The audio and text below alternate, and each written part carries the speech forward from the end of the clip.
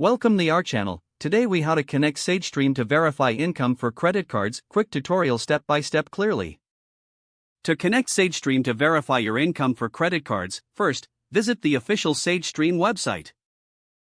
Create an account by clicking the Sign Up button. Fill out the registration form with your personal information. Ensure that you provide accurate details, including your name, email, and social security number. After completing the form, check your email for a confirmation link. Click on the link to verify your email address and activate your account. Once logged into your SageStream account, navigate to the Income Verifications section.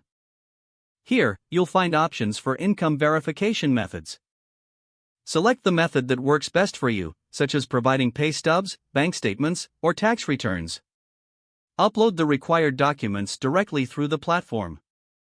Make sure all documents are clear and legible to expedite the process. After uploading, review your information to ensure accuracy.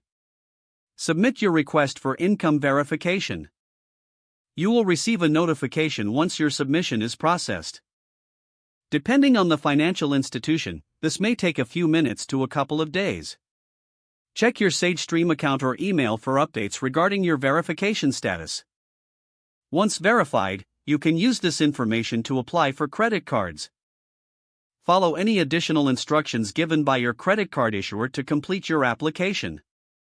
If the page does not load, refresh the browser or try again in a private or incognito window.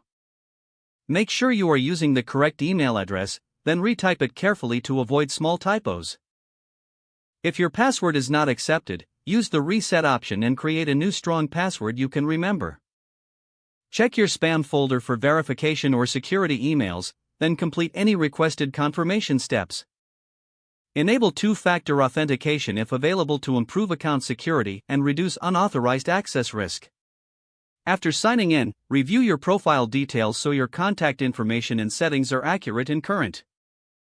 If you see an error message, note it down and try again after restarting your device and internet. Log out when you finish, especially on shared devices, to keep your account and payment information secure. If the page does not load, refresh the browser or try again in a private or incognito window. Make sure you are using the correct email address, then retype it carefully to avoid small typos. Don't forget to like this video and subscribe to our channel for more step-by-step tech guides.